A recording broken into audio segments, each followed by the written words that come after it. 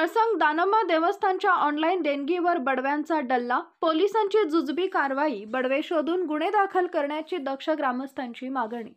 वळसंग येथील संगतीर्थ दानम्मा देवस्थान मधील दानपेटी व भक्तांनी केलेल्या दान रकमेची लूट सुरू असून या ठिकाणी फोनपे क्यूआर भक्तांना दाखवतात, तर हे फोनपे क्यूआर कोणाचा आहे व कोण मालक वाली आहे हे समजत नाही।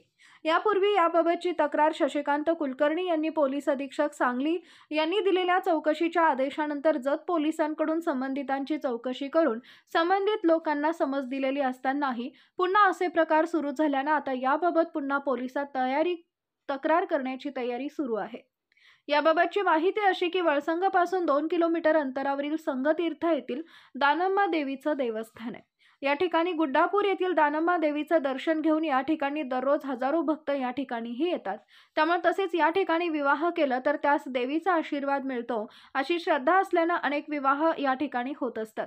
त्यामुळे या देवस्थानचे चांगले उत्पन्न आहे, परंतु सदर देवस्थानची नोंदणी कुठेही नसल्याने यावर शासकीय नियंत्रण नाही। याचा फायदा गावातील काही स्वघोषित तथाकथित पुढाऱ्यांनी घेऊन दानपेटी उघडून लाखो रुपये काढत आहेत।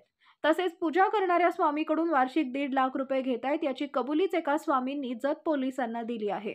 शिवसूर्या शेती फार्म, आमच्याकडे जमीन लेवली, शेतीचे प्लॉट तयार करून मिळतील, तसेच शेती अंतर मशागतीची कामे योग्य दरात करून मिळतील। एक वेळ अवश्य भेट द्या। विश्वासाचे एकमेव ठिकाण शिवसूर्या शेती फार्म, तोंडोली, तालुका कडेगाव, जिल्हा सांगली। प्रोप्रायटर मोहिते बंधू। Mobile number 860015। तसेच भक्तांना पिण्याच्या पाण्यासाठी फिल्टर बसवले तर त्या फिल्टरमध्ये चक्क दुकानचाच मांडून बसलेत।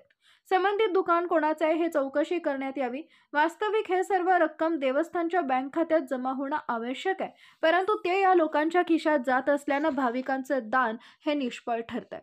आज जत पोलिसांकडून यापुढे धर्मादाय आयुक्त यांच्या पूर्व परवानगीशिवाय दानपेटी उघडू नये व स्वामींनी दान रक्कम देवस्थानच्या बँक खात्यामध्ये रक्कम जमा करण्यात यावी अशी लेखी समज यापूर्वी दिली आहे। यात यापुढे सुधारणा न झाल्यास न्यायालयात दाद मागणार असल्याचा इशारा तक्रारदार कुलकर्णी यांनी दिला आहे।